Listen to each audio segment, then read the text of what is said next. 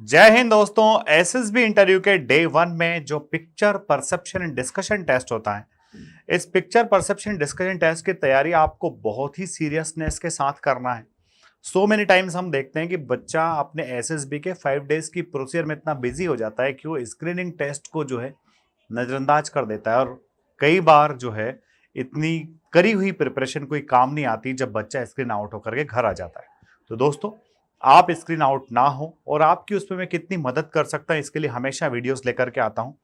आइए आज एक और पीपीडीटी हम लोग डिस्कस करते हैं, पिक्चर को देखते हैं उसके अंदर क्या माइन्यूट डिटेल्स हैं और उनके बेसिस पर हम क्या स्टोरी लिख सकते हैं। तो as we see in the picture, इस पिक्चर को जब हम ध्यान से देख रहे हैं तो हमें सबसे पहले तो सेंट्रल कैरेक्टर्स दिखी गई कि भाई नंबर ऑफ कैरेक्टर्स कितने हैं, तो नंबर ऑफ कैरेक्टर्स में 3 हैं, 1 2 एंड 3 हैं। और भी जब हम गहराई से देख रहे हैं तो यहां पर हमें पीछे ना सीनरी टाइप से स्ट्रक्चर दिख रहा है, इसमें सूरज है ना, सूर्य उदय होता हुआ दिख रहा है। और जब माइन्यूटली देखें तो इनके बीच में हमें जो एक बॉक्स दिख रहा है जिसमें नेकलेस और ईयर रिंग्स टाइप से हमको दिख रहे हैं, साथ में 2 बॉक्स और रखे हुए दिख रहे हैं। और भी ध्यान से देखें तो ये जो गर्ल है, इनके फिंगर इस तरह से पॉइंटेड है। किसी को ऐसा लग सकता है कि ये इसको डरा धमका रही है, बट मुझे बिल्कुल नहीं लगा कि इसको डरा धमका रही है। मुझे ऐसा लग रहा है कि ये जो बंदा बैठा है इसके पीछे कुछ शोकेस वगैरह होगा, और ये जो फीमेल है, गर्ल जो है, ये अपना इशारा करके अरे भैया वो वाला डिजाइन दिखाओ ना। तो अब इस पिक्चर को मैंने आपको पूरी तरह से एक्सप्लेन कर दिया है। इतने एक्सप्लेनेशन के बाद आपके माइंड में क्या स्टोरी आती है, उस स्टोरी को आप कमेंट बॉक्स में लिख डालिए। मैं डेफिनेटली कुछ स्टोरीज को पढ़ करके उनको रिव्यू करने की कोशिश करूंगा। और जब आप अपनी स्टोरी लिख चुके हैं तो फिर आइए अब अपनी स्टोरी को डिस्कस करते हैं कि सर आपने क्या लिखा है। तो बच्चों, नंबर ऑफ कैरेक्टर्स तो 3 हैं ही। एज क्या है इनका, तो आप क्या रोल में अपने आप को रखना चाहते हो, दिस मैटर्स मोस्ट। आपके पास यहां दोनों रोल हो सकते हैं। अगर कोई गर्ल इस स्टोरी को लिख रही है तो भी उसके पास में ऑप्शंस हैं, बॉय लिख रहा है तो भी ऑप्शंस हैं। आप ज्वेलरी खरीदने गए हो कि आप ज्वेलरी सेल कर रहे हो, ये भी आपके पास में ऑप्शन है। तो बच्चों, इसमें क्या क्या हो सकता है, देखो, अगर आप इस बंदे को अपना हीरो बनाते हो तो इसको आप जो सिस्टर भी बना सकते हो, और सिस्टर की मैरिज के लिए आप जो है प्रिपरेशन का पार्ट हो सकते हो। सिस्टर की मैरिज है, आप खुद कहीं ना कहीं जो है वर्किंग हो, कुछ काम कर रहे हो, आपका ग्रेजुएशन पोस्ट ग्रेजुएशन हो गया, आप किसी अच्छी जगह काम कर रहे हो, आप वर्किंग हो, आप अपनी सिस्टर की मैरिज में उसके लिए जो पसंद की चीजें हैं और बाकी सारे इंतजाम है सब करवाते हो। इसको लेकर के भी आप अपनी स्टोरी बना सकते हो। अगर कोई गर्ल इस पिक्चर को देखने के बाद में अपनी स्टोरी लिखना चाहे और वो चाहे कि सर मेरी गर्ल हीरो कैसे चुनूं, तो ये गर्ल जो है अपने ब्रदर की मैरिज में जो है हेल्प कर सकती है, अपनी आने वाली जो है सिस्टर इन लॉ के लिए बहुत सारी चीजें परचेस कर सकती है। बोल सर हमको तो दोनों रोल में सूट नहीं हो रहा है, हमको तो बेचना है, तो आप जो है सेलर भी बन सकते हैं। सेलर बन करके या तो आप अपना खुद का एक नया शॉप स्टार्ट कर सकते हैं या फिर अपने फैमिली बिजनेस को आगे बढ़ा सकते हैं। सो अपॉर्चुनिटीज आपके पास में है। जस्ट इस ज्वेलरी को आपको जो है ना किस में रखना है, फोकस में रखना है, क्योंकि स्टोरी रिवॉल्व करेगी इसी के अराउंड, क्योंकि यही आपकी पिक्चर के अंदर स्टिमुलस दिया हुआ है। तो अब देखते आइए मैंने अपनी स्टोरी के अंदर क्या लिखा है। दोस्तों, अगर आपको एसएसबी इंटरव्यू के लिए ऑफलाइन प्रिपेयर करना है, इधर उधर मत भटकिए, भीड़ का हिस्सा मत बनिए, उस इंस्टीट्यूट को चुनिए जहां पर आपको एक्चुअल गाइडेंस मिलता है और जहां आप सीखते हो, ना सिर्फ प्रोसीजर सीखते हो बल्कि परफॉर्म करना सीखते हो।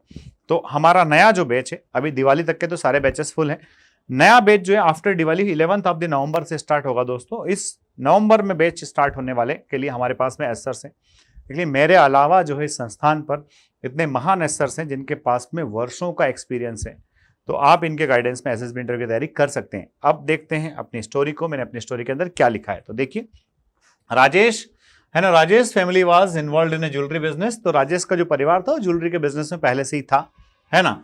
और इसमें एक लाइन में मिस कर गया लिखना कि they used to sell it from their house, है ना। ये सब कहां से करते थे, वो अपने घर से ही करते थे। पुराने टाइम पर लोग यही करते थे कि अपना बिजनेस जो होता था अपने घर से ही करते थे। तो he had interest as he used to help his father in it, और उसका भी इस बिजनेस में इंटरेस्ट था क्योंकि अपने पेरेंट्स की हेल्प करता था। After completing his graduation he wants to bring his family business to the next level, और अपना ग्रेजुएशन कंप्लीट करने के बाद में वो अपने फैमिली बिजनेस को कहां ले जाना चाहता था, नेक्स्ट लेवल पर ले जाना चाहता था। ठीक है, he discussed with his father and decided to take a shop on rent in the main market. तो अपने पिताजी से डिस्कस करता है कि पिताजी अब ये बिजनेस जो है आपने घर से काफी चला लिया है, अब हम इसको नेक्स्ट लेवल पर लेकर के जा सकते हैं। जब वो पिताजी से डिस्कस करता है, डेफिनेटली पिताजी अच्छे के लिए हाँ ही करते हैं, तो पिताजी से डिस्कस करता है कि अपने को इस मेन मार्केट में चलना चाहिए। पिताजी से डिस्कशन के बाद में अपने लिए एक शॉप लेता है मेन मार्केट में, अब चूंकि मेन मार्केट में खुद की शॉप बनाना एक लंबा काम है, टेढ़ा काम है, तो वो क्या कर रहा है, मेन का मार्केट में एक शॉप ले ली उसने रेंट पे उस सिटी में।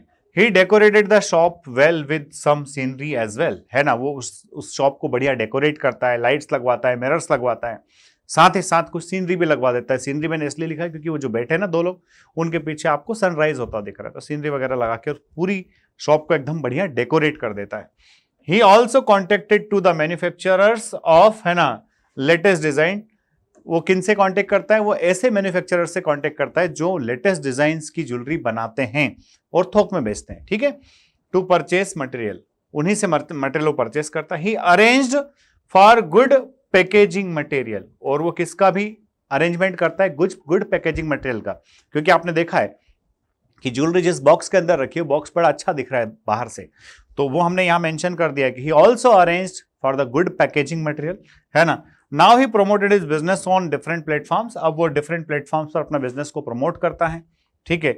ही attended the customers very humbly, है ना, अब चूंकि कस्टमर्स उसके आने लगे हैं, वो दो सामने जो बैठे हैं उसके कस्टमर्स ही, उनको बड़े हम्बली वो जो है एंटरटेन करता है, अटेंड करता है। एंड शोन देम, है ना, व्हाट एवर दे आस्क, और वो जो कुछ मांगते हैं, वो देख रहे हैं ना फिंगर करके, तो वो कह रही भैया वो दिखाओ, तो वो सब दिखाता है जो उसका कस्टमर उससे मांगता है, पूछता है। कई बार आप देखते हैं कि कई सारे सेलर्स ऐसे होते हैं, इरिटेट हो जाते हैं, भैया देख लो डिस्प्ले में जो लगा है, आपको जो पसंद आए निकाल दूंगा, बट वो बड़ा हम्बल नेचर में रहता है, हम्बल वे में जो है सारी चीजें अपने कस्टमर्स को दिखाता है, ठीक है। Customers buy ornaments from his shop as they were getting the latest designs at reasonable price.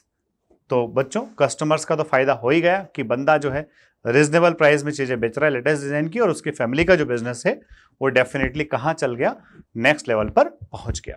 तो इस तरह से आपने एक वेल निटेड स्टोरी लिखी, चूंकि वो ज्वेलरी जो है वो सेंटर में है, आप उसको सेल भी कर सकते हैं, आप उसको परचेज भी कर सकते हैं, आप अपने सिस्टर की मैरिज के लिए अरेंजमेंट कर सकते हैं, आप और भी कुछ कर सकते हैं। वो दोनों जो सामने बैठे हैं वो ब्रदर सिस्टर भी हो सकते हैं, अपने पेरेंट्स के लिए कुछ गिफ्ट आइटम दे सकते हैं वो उनकी एनिवर्सरी पर। तो story can be around any particular theme जो आपके माइंड के अंदर आता है। बस जरूरी क्या है, एक वेल निटेड स्टोरी हो, और जब आप नरेट करें तो कॉन्फिडेंस के साथ नरेशन इसका कर पाए। अगले वीडियो में जल्द ही मिलते हैं। वीडियो अगर अच्छा लगा है तो इसको लाइक शेयर सब्सक्राइब करना ना भूलें। जय हिंद, जय भारत, इंकलाब जिंदाबाद, भारत माता की जय।